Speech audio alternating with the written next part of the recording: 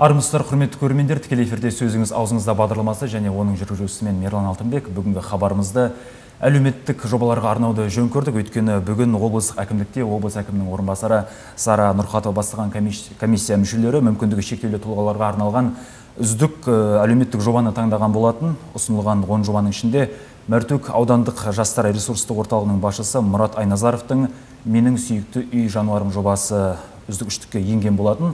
Мұрат, бүгін біздің студиямызда қош келдіңіз. 3-ші орын құтты болсын. Алғашқы сұрақ, өзіңіздің бүгінгі жобаңыз туралы айта кетсеңіз толығырақ. Рахмет. Бұл жоба негізінен аудандық әлеуметтік бағдарламалар және жұмыспен қамту бөлімі арқылы жарияланған. Сол жоба, жалпы бұл жоба 2 жылға арналған. Мүмкіндігі шектеулі жастар мен жасөспірімдерді 2 жыл ішінде қимыл қозғалыс жаттығулары арқылы қалыпты өмір сүруге, қоғамға бейімделуге және денсаулықтарын нығайтуға арналған жоба болып келеді. Аптасына 2 рет 3 сағаттан жастар мен жасөспірімдер осы ат үстінде өздерінің уақыттарын тиімді пайдаланады. Нақтырақ қандай әрекеттер бас? Бір кестеге сәйкес, кестесі қалай жүргізіледі олардың? Қалай қабылданады олар?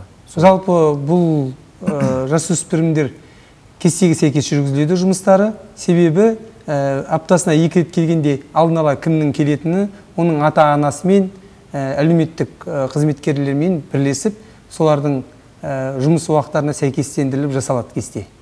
Сол бойынша бұл жасөспірімдер осы алаңға келіп, арнайы белгіленген алаңға келіп, өздерінің уақыттарын өткізеді. Қай санаттағы мүмкіндігі шектеулі жандарға? Қай жас аралығында? Біздер негізінен жасөспірімдерге арналған бағдарлама болғаннан кейін 12 жастан 18 жасқа дейінгі жастарды қамтамасыз етеміз деп ойлап отырық, егер іске асқан жағдайда. Идея қалай ойыңызға келді бұл идея? Ұқсас жобалар қай өңірлерде қарастырылған? Жалпы осы жобаға ұқсайтын жобалар Қазақстан аумағында жүзеге асырылуда. Негізінен осы жобаға ұқсас жоба былтырғы республикалық үздік әлеуметтік жобаларда көрініс тапты. Ол қазіргі таңда жүзеге асырылуда. Сол жобаны біздің Мәртөк ауданындағы жастармен іске асыру бойынша жасалған идея. Негізі бұл идея бар идея, Қазақстанның аумағында қолданысқа ие. Мәртөк жастарының бұған деген көзқарасы, қолдауы, олардың алғашқы күш жұмыла әсері қандай бұл жобаға қатысты? Енді олар Жалпы жоба іске асқан жағдайдағы көзқарасы менің ойымша жақсы болады деп ойлаймын. Себебі мүмкіндігі шектеулі азаматтарға қашанда назар аударуды олар талап етеді. Сол себептен біздер оларға барынша мүмкіншілігімізше назар аударуымыз керек және бізге ата-аналарының және әлеуметтік қызметкерлердің қолдауы керек. Сол кезде менің ойымша бұл жобаға қатысудан бас тартатын жасөспірімдер болмайды деп ойлаймын. Бүгін енді таңда облыс әкімдікте байқау өтті. Сол жерде үздік үштікті марапаттады, алғыс хаттармен марапаттады. Сіздің ойыңызша комиссия мүшелері әділ таңдады ма барлық жобаларды? Әділ таңдады деп ойлаймын. Себебі бірінші, екінші орын иеленген жоба жетекшілерімен мен жаңа көрдік. Олар өздерінің бейнероликтері арқылы таныстырды. Ол кісілер осы күнге дейін жобаларын іске асырып келе жатқан адамдар және асырады деген сенімдемін. Әділ болды деп ойлаймын. Яғни бұл сіздің тұңғыш ұсынуыңыз, жобаңыз? Бұл жоба менің ең алғашқы жобам. Бірінші рет ұсынып отырмын. Енді презентацияда бейнероликті көрдік. Мүмкіндігі шектеулі бала мал шаруашылығында қолғабыс көрсетіп жүр. Бірақ ішінде диалог өкінішке орай болған жоқ. Бас аяғы мазмұнын түсіндіріп берсеңіз ол бейнероликтің. Жалпы бұл бейнероликтің сценарийін жазған кезімізде біздер мүмкіндігі шектеулі бала ол бірінші күні атқа отырудан бұрын осы қоғамға шығудың өзі үлкен шаруа. Оның алдын ала ата-анасымен келісіп, одан кейін ол өтетін алаңға келіп, бірінші күні міндетті түрде ол жаңа жануармен танысады, оның сипаттамасын алады, қалай кім баққан, қалай атқа міну керек, оның жалпы нұсқаулығын жүргіземіз. Әрине көрініп тұр, бейнероликтен бірінші күні ол жеткіншек атқа мінуден бас тартты, Сол себептен екінші күнде шақырдық. Екінші күні келіп сол атпен достасып, оған өзінің қолғабысын көрсетіп, жаңағы қожайынмен бірге, аттың қожайынымен бірге. Үшінші күннен бастап атқа жайлап, үлкен кісілердің жаңағы нұсқаушының көмегімен атқа отырды. Атқа отырып жүріп, жетектеп жүріп, оны көрсетілді. Төртінші күннен бастап атты өзі басқарып, жаңа жылқы малын өзі басқарып жүріп, бейнероликтің соңында ол жануармен ол достасып, оған шөп, жем беріп, сол күтуіне де қолғабыс көрсетті. Оны жаңа бейнероликте көрсетіліп тұр. Сол себептен де ойлаймын, бейнероликтің үшінші орынға ие болғаны. Яғни тек бұл барлық мүмкіндік шектеулі жасөспірімдерге ме, әлде арбаға таңылған мүмкіндік шектеулі жандар қарастырылмай ма бұл жобада? Бұл жобада жалпы жасөспірімдер, жастар мүмкіндік шектеулердің барлығына қарастырылған, бірақ арбаға таңылған жасөспірімдермен жұмыс жасау бұл жерде қиындау, ол кісілерге арналмаған.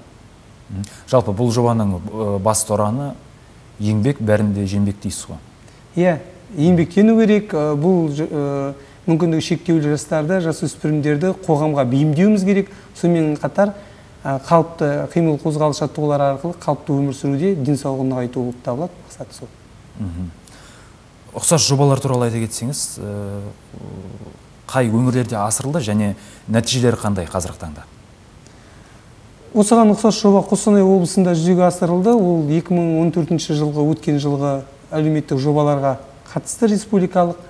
Қазіргі таңда ол іске асып жатыр. Біздер оның нәтижесін көріп отырмыз. Жалпы 30-дан астам жасөспірімдерді қамтыған.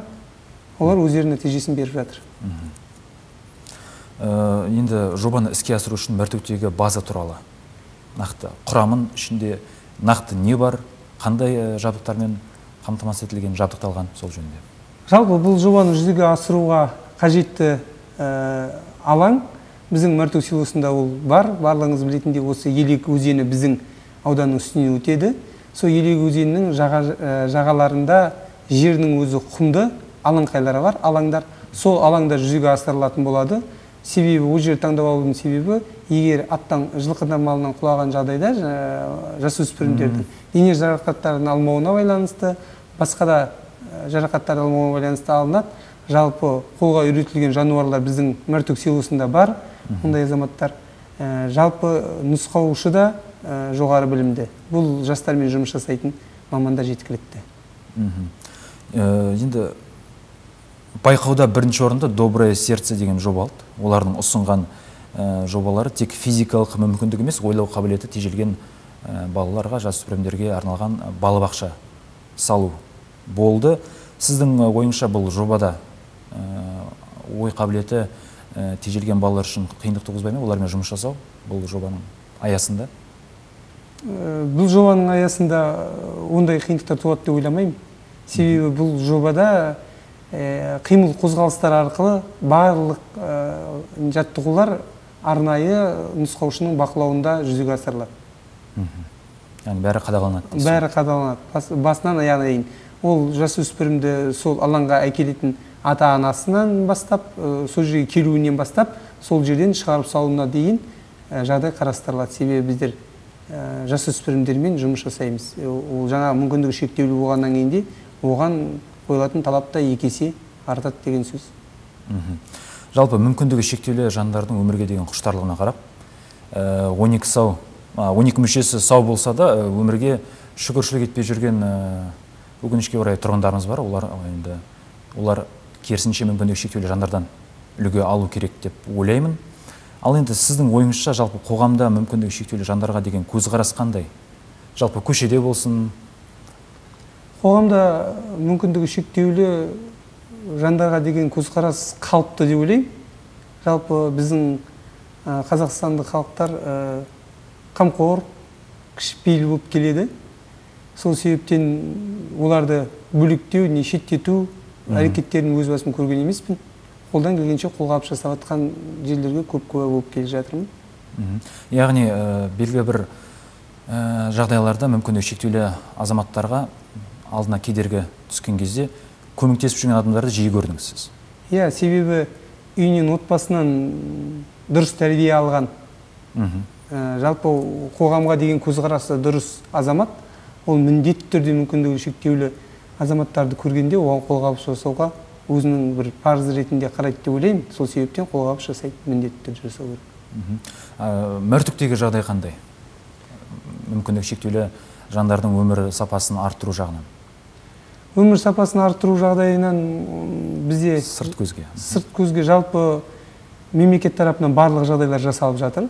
Оларға жеңілдіктер, мемлекеттік жәрдемақылар уақыталады. Онымен тікелей жұмыс жасайтын біздерде мекемелер бар, арнайы бөлімдер бар. Біздер жұмыс жасаймыз.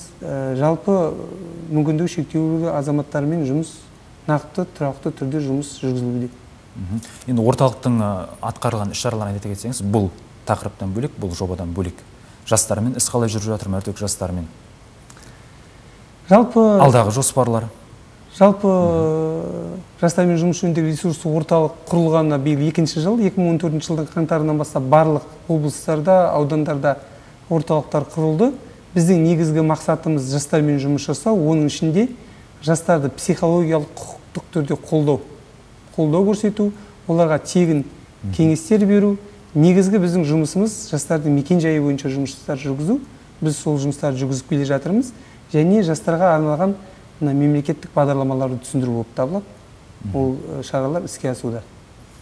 Енді эфир уақыты шектеулі, соңғы сұрақ, қалай келдіңіз бұл? Өз қызметіңіз туралы айта кетсеңіз? Жалпы бұл қызметке мен бұған дейін де жастар мен жасөспірімдерді тәрбиелеуде қызмет еттім.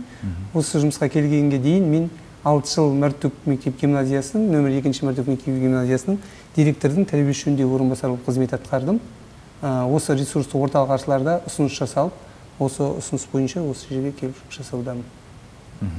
Енді сіздің жобаларыңыз билік тарапынан қолдауға ие бола берсін деп тілейміз. Құрметті көрермендер, эфир уақыты осымен тамам. Сау болыңыздар.